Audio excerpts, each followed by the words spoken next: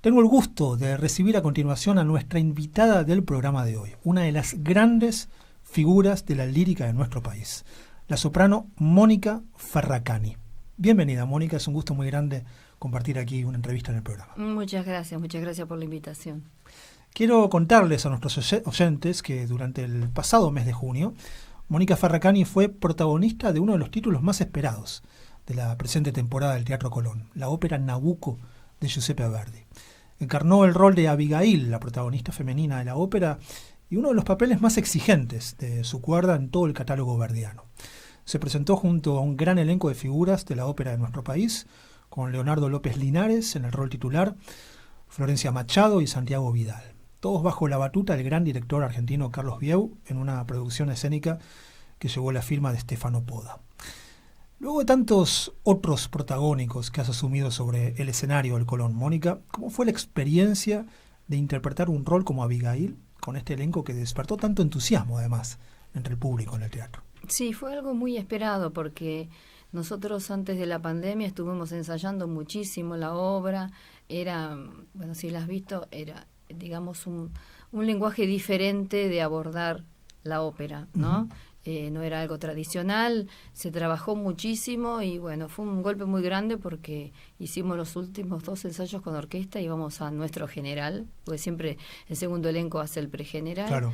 Y esa noche ya se había decretado que era pandemia y bueno, y quedó todo inconcluso. Así que cuando nos encontramos 2 años y pico después, fue todo mucho más emocionante que cualquier título que uno pueda abordar en el teatro. Tal cual, claro. Porque tenía, digamos, un bagaje muy fuerte en encontrarnos con la mayoría de todos los figurantes que hicieron un trabajo fantástico. Fue un trabajo de equipo, uh-huh. Realmente de equipo. Y volver a encontrarnos, volver a conseguir esa misma vibra que habíamos conseguido hacía 2 años. Y superarlo y después superar todos los escollos que trae cantar en un escenario totalmente abierto, sin cajas, muy lejos. Yo tenía ataques en donde realmente lo hacía en la capilla del teatro. Claro. Entonces, bueno, evaluar todo ese proceso fue realmente muy duro. Gracias a Dios, bueno, estaba en la batuta Carlos Bieu, como la vez pasada estaba también un director italiano que, bueno, también peleó muchísimo por tratar de salvar el sonido de los cantantes. Claro, claro. Pero fue muy duro y después, cuando más o menos la cosa se equilibró musicalmente, apareció ese humo blanco que nos persiguió durante 5 funciones, que nos mató a todos. Claro, claro. Pero bueno, el resultado siempre es muy satisfactorio, estamos todos muy contentos, nos extrañamos porque hemos convivido 1 mes y pico. Fueron ensayos muy largos, muy exigentes, muy de mucha tensión, porque todo ese lenguaje que imprime Poda trae una extra tensión corporal que hay que saber manejar como para que no se te vuelva en contra en el momento de cantar, porque en definitiva después tenemos que llegar a cantar y que salga todo bien, más todo lo que se trabajó. Así que fue un esfuerzo muy grande de todos, pero quedamos muy contentos porque contentos de poder llegar el día del estreno. No lo podíamos creer que por fin estrenábamos nosotros después de tanto trabajo y la respuesta del público. Eso fue muy grande, sí, porque era todo no sabíamos cómo iba a ser. Podía ser como fue fantástico, pero bueno, podía ser diferente. Uh-huh. Así que eso fue muy emocionante para todo el elenco. Sí, porque fue muy efusivo el recibimiento. Sí. Y inclusive te diría que la última función tuvo una energía. Uh-huh. Es como que nos despedíamos de eso pendiente y que nos tuvo... Fue como si hubiéramos estado trabajando 2 años. No sé si puedo expresar lo que hemos vivido, pero fue muy emocionante. Uh-huh. Abigail es un rol con el que tenés una amplia experiencia, ¿no? Porque ya lo has interpretado también en otras ocasiones. Sí. Me gustaría que hablemos un poco de las peculiaridades musicales que tiene, ¿no? Contanos un poco acerca de la escritura con la que Verdi la retrata musicalmente y cuáles son las grandes exigencias vocales y expresivas que tiene el rol, que son muchas, ¿no? Sí, bueno, generalmente en el primer Verdi se da todo eso. Yo, anterior a Nabucco, había cantado Átila, y me acuerdo que lo Gioia Orbes, que fue con el que canté en su momento, me convocó, me dijo, fíjate cómo te queda Nabucco, y lo estrenamos en el Solís de Uruguay, de Montevideo. Y realmente cuando lo empecé a leer me pareció que era más fácil que Átila, porque Átila también tiene esos saltos de 2 octavas y graves y agudos así, pero esta era un poco más histérica.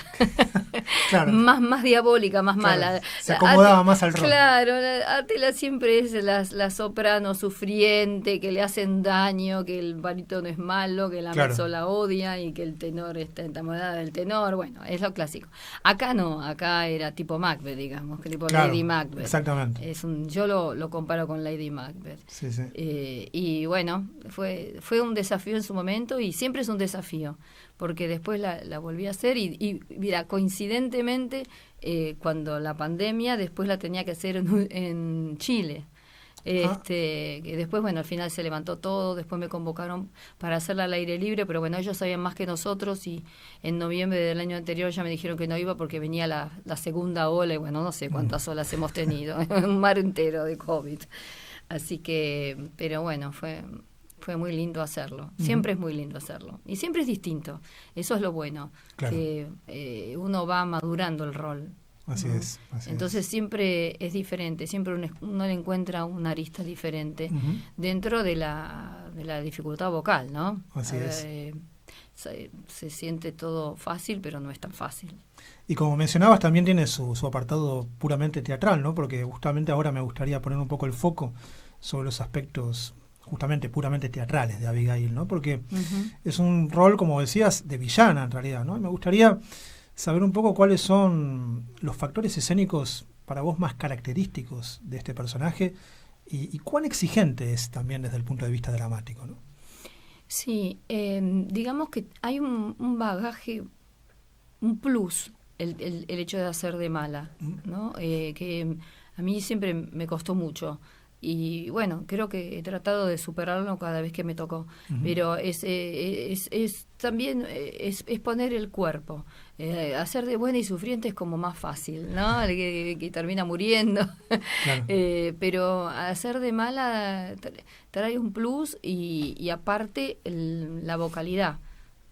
Entonces hay que lograr ese equilibrio, sobre todo, por ejemplo, en el aria, él tiene un recitativo violento, entra con todo, y después tiene un aria sublime de un bel canto exquisito, sí, con esas coloraturas de bel canto livianas, y después de eso viene la cabaleta, y la cabaleta es peor que el recitativo y llena de coloraturas, y bueno, y como iba 2 veces con variaciones, obviamente.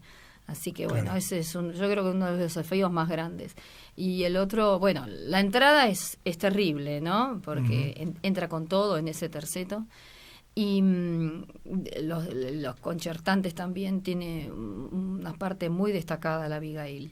Y después, como frutilla del postre, bueno, pasando por el dúo. El dúo creo que es lo que tiene más carácter. Si uno la veía como la mala y la cínica, bueno, en el dúo pone, hablando mal y pronto, toda la carne al asador. Y después viene el final, que el final es sublime también. Bellísimo. Es muy bello, es muy bello. Yo me acuerdo en una apuesta aparecía por arriba de unas rocas y me iba muriendo y terminaba así boca arriba. Era muy lindo. Bueno, acá era distinto, me iba a dormir, pero pero en definitiva, bueno, toma el veneno y se redime y bueno, pide perdón, ¿no? Así es, así es. Vos has cantado justamente muchos de los principales roles de óperas de Verdi, ¿no? Sí. Y vamos a contar que en tu repertorio, además de Nabucco, figuran títulos como Aida, Átila, que mencionabas antes, Falstaff, Il Trovatore, La Traviata, Luisa Miller y Macbeth. Si tuvieras que definir en pocas palabras las características principales que debe reunir una cantante para asumir los grandes roles verdianos, ¿cuáles serían estas? Bueno, tenés que tener el registro súper extenso. Tenés que tener coloratura también, porque sobre todo en el primer Verdi hay mucha coloratura, la coloratura verdiana, no es la coloratura rossiniana, que tiene su carácter, siempre hay un legato, y bueno, bueno, estos saltos de octavas así violentos que me encantan, como Mozart. ¿No? En muchas cosas, como el comescolio, por ejemplo. Claro, el comescolio, ¿no? Tiene esos saltos. Que tiene terribles. esos saltos, ¿no? Sí, sí. Esas cosas me encantan. Así que todo lo que sea bravura es un desafío, pero también me gusta muchísimo hacerlo, entonces lo disfruto. Claro, que es fundamental. Sí. Te invito, Mónica, e invito también a nuestros oyentes a compartir algo de tu arte. Será justamente con un pasaje de Giuseppe Verdi, Tu vedrai che amore in terra, de Il Trovatore, que escucharemos en la voz de nuestra invitada del programa de hoy, la soprano Mónica Ferracani, junto a la Orquesta Sinfónica Nacional, bajo la dirección del maestro Carlos Bieu. Lo escuchamos.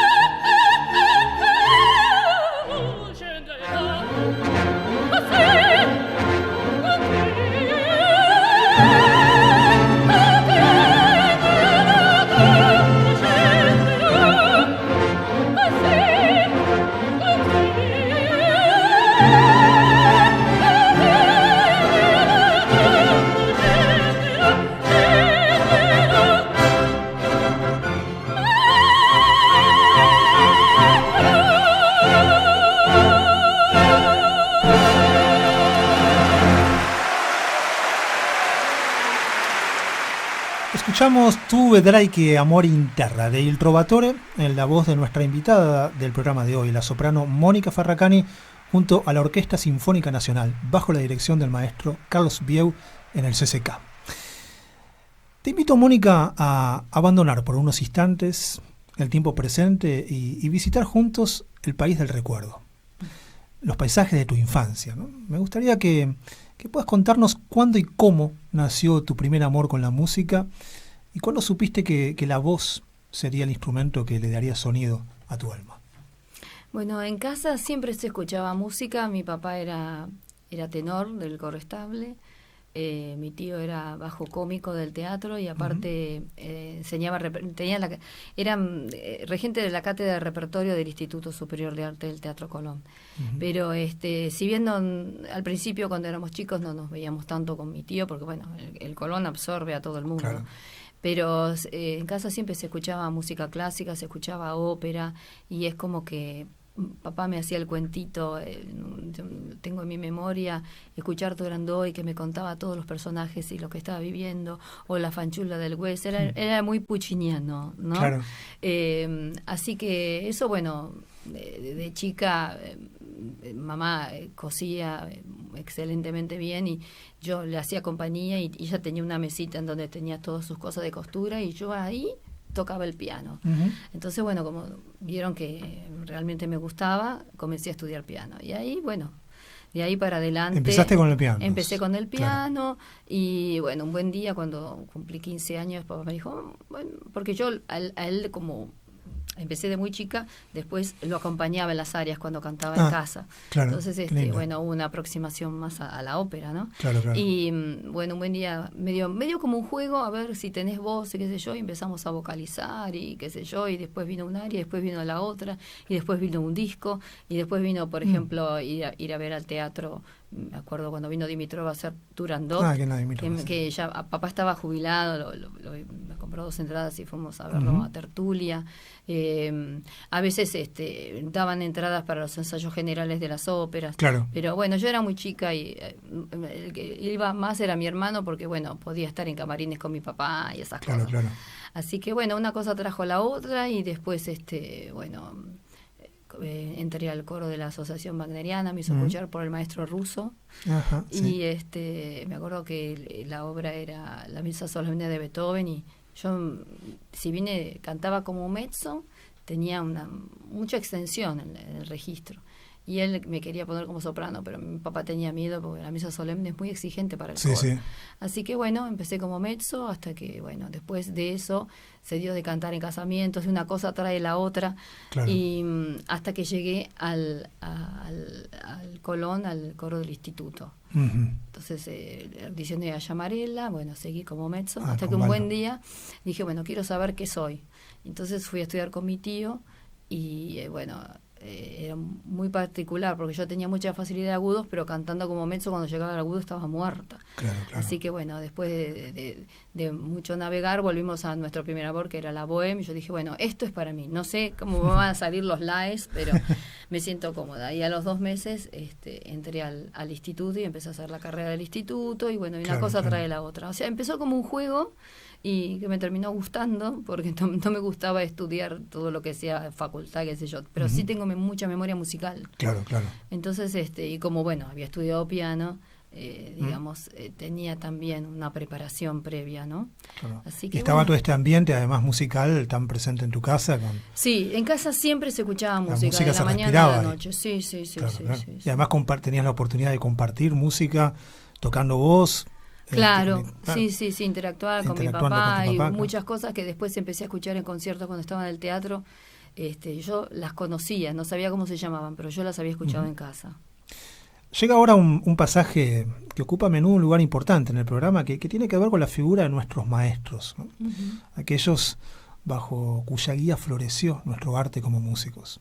Me gustaría que puedas dedicarles un especial homenaje a todos aquellos maestros que fueron especialmente importantes en tu vida.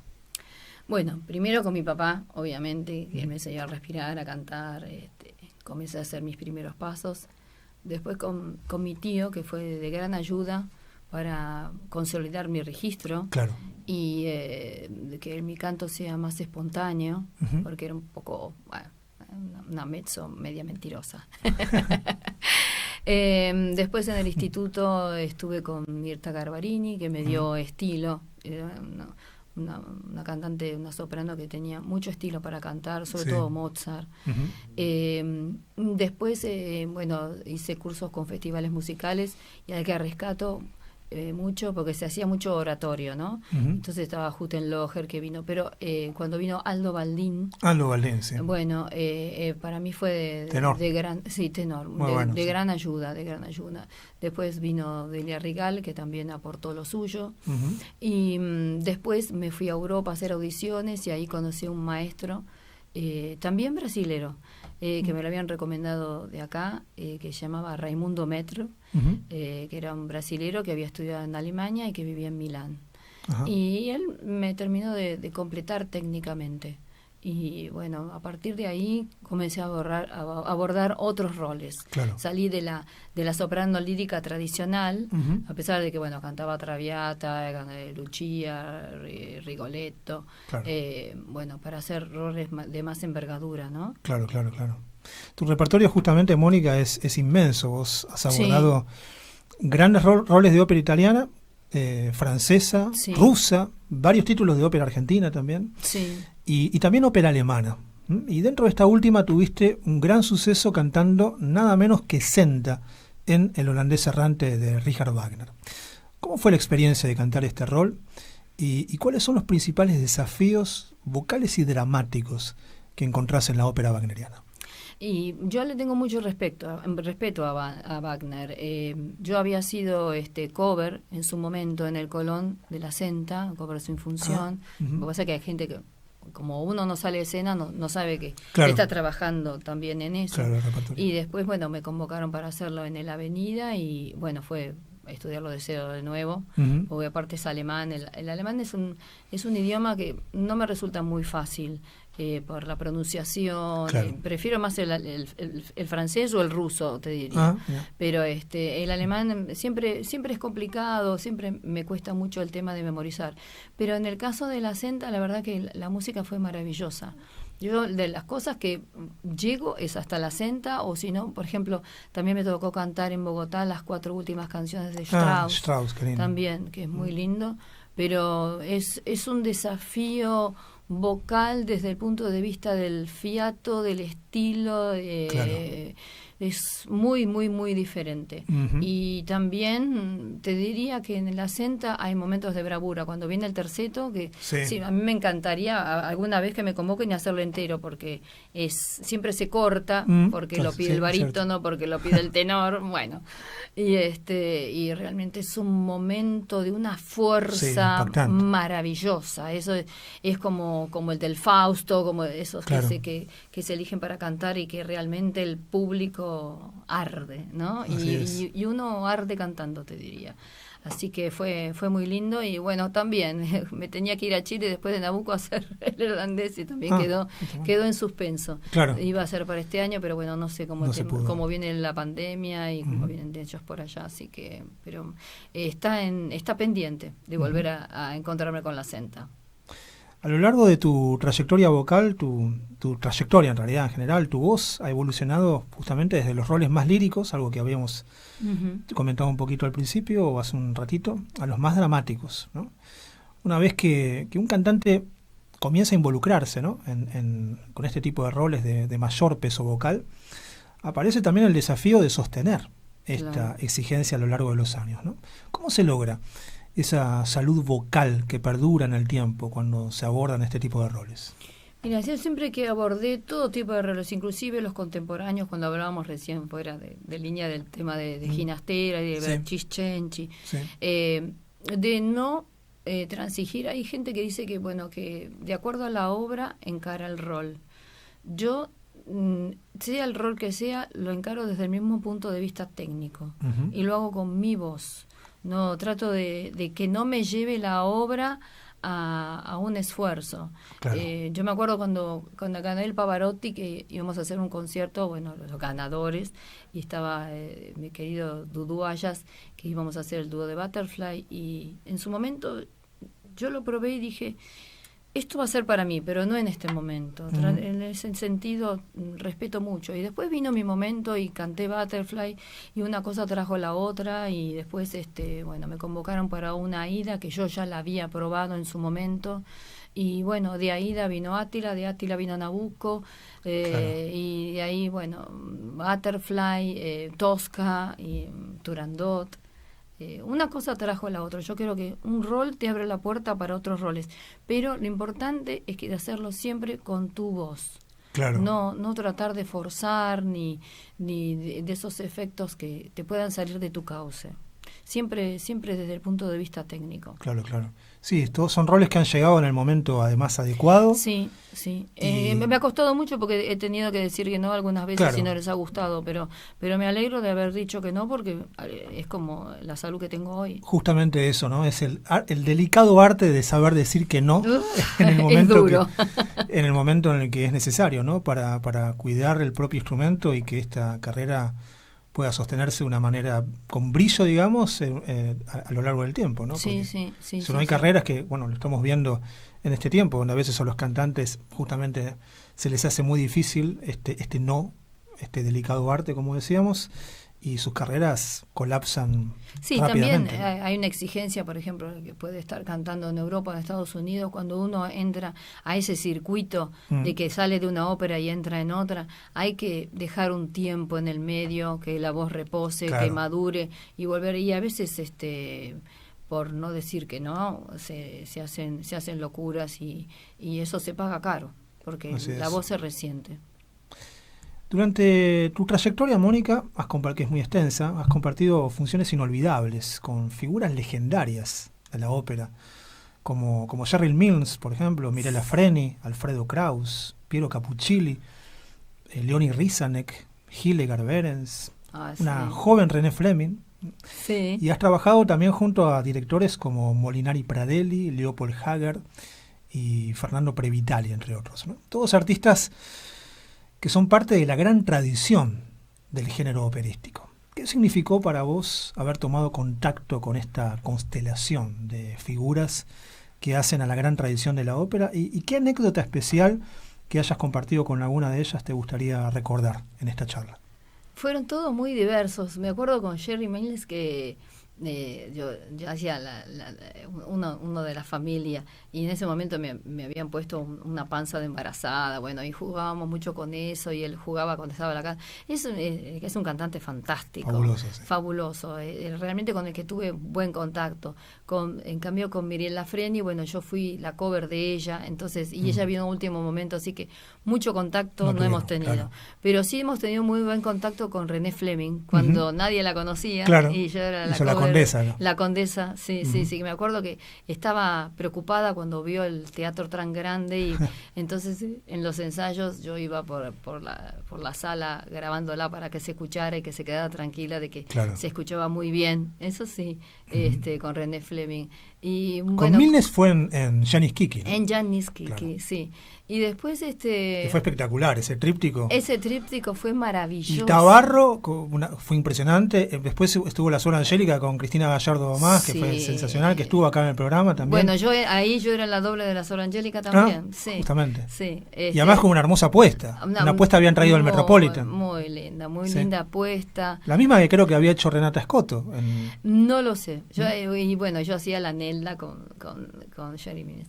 Y después, bueno, con respecto a directores, a veces no he tenido buenas experiencias, sobre todo porque cuando uno recién comienza y es doble, generalmente cuando sos cover y tenés una sola función, por ahí te dan un ensayo con orquesta de 3 horas que no se llega. Y bueno, tenés que salir al toro, como se dice, y son experiencias muy duras que la gente no sabe, que siempre el segundo elenco no pasa como ahora, por ejemplo, en el Nabucco, que fue fantástico porque ensayamos a la par, claro. Pero hay óperas en donde el Trovador también, tuve un ensayo que no se llegó al final, Butterfly también, terminamos al piano, porque son ensayos de 3 horas, uno solo para el segundo elenco, y bueno, y salir al ruedo. Así que son experiencias que uno lo va curtiendo y en el momento de abordar roles importantes, de alguna manera eso pesa también, ¿no? Pero hay que vivirlo. O directores que tienen mucho nombre pero no respetan mucho al cantante. Somos cantantes diversos para el mismo rol, con distinto fiato, distinta versatilidad, distinto peso en la voz, entonces no se puede hacer todo igual y eso también a veces cuesta un poco. Muchos vienen y después se dan cuenta de que acá hay nivel, pero se creen que venir a la Argentina, que estamos como en chiste, ¿no? Como que estamos con las boleadoras, que vivimos en el campo y ellos nos van a enseñar la ópera. Y bueno, es muy duro. Como a veces han venido genios en donde uno dice qué lástima que se fueron, porque uno aprende muchísimo. Sí. Pero bueno, es el mundo de la ópera. Vamos a volver a la música. Mónica va a ser en esta ocasión con el Visidarte, de la ópera Tosca de Giacomo Puccini, en la voz de nuestra invitada del programa de hoy, la soprano Mónica Farracani, junto a la Orquesta Sinfónica Nacional, dirigida por el maestro Carlos Vieu. Lo escuchamos.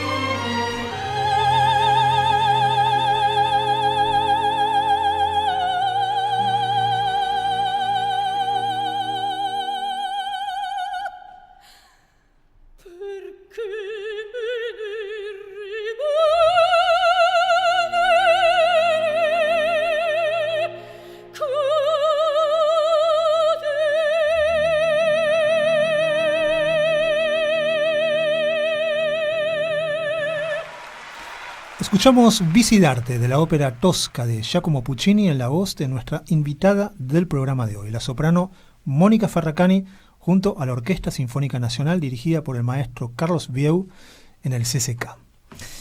Estamos ya cerca del final del programa, estamos compartiendo una charla muy muy bonita aquí con nuestra gran soprano, Mónica Ferracani. La ópera, Mónica, es un arte que comunica, que se comunica, ¿no? A lo largo de generaciones se va comunicando un legado, ¿no? Uh-huh. Una tradición que se va transmitiendo de maestro a discípulo, ¿no? Y me gustaría, ya que estamos cerca del epílogo, pero conocer un poco tu opinión sobre algo que me parece importante, ¿no? Que tiene que ver con esta idea de la tradición dentro de la ópera. En esta época tan signada por la inmediatez, ¿no? Y por el culto a la novedad, ¿qué desafío supone mantener viva la llama de esta tradición y seguir comunicando este legado a las jóvenes generaciones de cantantes? Y yo pienso que es la difusión, el tema todo es cultural. Uh-huh. Yo me acuerdo que mi papá me contaba que antes en todas las radios pasaban ópera. Y yo ya cuando era chica, los únicos que pasaban ópera era Radio Nacional o Radio Municipal. Claro. Y no es que pasaban ópera, tango, en fin, todo tipo de estilos. Claro. Pero digamos que por lo menos pasaban ópera. Uh-huh. En cambio, hoy en día la ópera parece una galletita, ¿no? La gente se ríe, hace una aguda y se ríe, y eso es una gran falta de cultura. Uh-huh. Yo pienso que hay que apuntar a eso. Yo me acuerdo cuando yo estaba de estudiante, que estaba pequeños roles en el teatro, estaba el abono de estudiantes, en donde venían los chicos de la escuela secundaria y tenían su abono y tenían como una aproximación a la ópera, les enseñaban, había inclusive clases didácticas, presenciaban ensayos. Claro, eso es muy importante. Muy importante, sí. Ahora con este nuevo director veo que a nivel redes, porque todo ha evolucionado, ¿no? Antes era la radio o de pronto la televisión, que Canal 7 pasaba las óperas del teatro. No fue mucho tiempo, pero digamos que alguna vez se hizo. Uh-huh. O que antes uno ponía la radio municipal y siempre tenía la transmisión en vivo de la ópera. Claro. Entonces eso era muy importante, que hoy en día prácticamente no sé si ocurre. Pero bueno, este director está haciendo mucho hincapié en las redes. Se ha visto que el Nabucco ha tenido mucha repercusión. Uh-huh. Uno ponía Google y salía la propaganda del Nabucco, claro. aunque sea el primer elenco, no importa. Uh-huh. Pero la gente se enteraba de que había una ópera Nabucco y uno tomaba un taxi. Se está dando Nabucco, ¿no? Y uh-huh. Bueno, que hablen, el taxista que hable de ópera ya para mí era un milagro. Uh-huh. Y ahora mismo también con el ballet, ¿no? Que también está muy olvidado y muy a un costado, con el tema de que ahora están dando Carmen también. Uh-huh. Yo quiero, para mí es un problema cultural, es de educación. Como hay muchas cosas que ahora se han puesto en educación como principal, como la computación, como que es un medio que es importante que se sepa, porque claro. es comunicarse, es todo es internet hoy uh-huh. en día. Bueno, también en internet está la ópera y habría que buscar alguna forma de que esto llegue más a la gente y que realmente se cultive más el tema de la ópera, ¿no? Así es. Estamos llegando al final del programa. Me gustaría, Mónica, que puedas contarnos acerca de los próximos proyectos artísticos que te tendrán como protagonista, porque ahora en breve viene una presentación en el CCK, ¿cierto? Sí, el 15 de julio con la Orquesta Sinfónica Nacional. Hay dentro del programa está una obra en forma de concierto de Don Rodrigo, Sinfonía de Don Rodrigo con la soprano y Alberto orquesta. Ginastera. Claro. Y Alberto Ginastera. Claro, claro. Y después, me voy a encontrar otra vez con Aida. La voy a hacer en el mes de octubre en el Teatro del Círculo de Rosario. Ah, qué bueno. Sí. Estupendo. Así que, poco a poco el COVID va y viene, pero bueno, con miedo, con muchos reparos, cantando con barbijo hasta último momento, en fin, porque inclusive hubo COVID, la gente por ahí no sabe, pero nuestro protagonista tuvo COVID una semana antes del estreno, y también María Belén Rivarola, que fue la primera que cayó, y muchos del coro venían cayendo también. Claro. Con COVID, así que es algo que todavía está dando vuelta, pero bueno, podemos seguir haciendo cosas con nuestros reparos y nuestra protección, ¿no? Pero lo importante es que ha vuelto la actividad. Sí, espero que no. Bueno, hay formas de cuidarse, entonces respetémoslo, pero sigamos adelante. Claro. Muchas gracias, Mónica Farracani, por tu visita al programa. Fue realmente muy, muy grato recibirte y compartir este diálogo tan rico y tan valioso. Bueno, muchísimas gracias por estar. La verdad que me sentí muy cómoda, te agradezco mucho, y bueno, que esta oportunidad la tengan todos los cantantes argentinos. Ojalá así sea.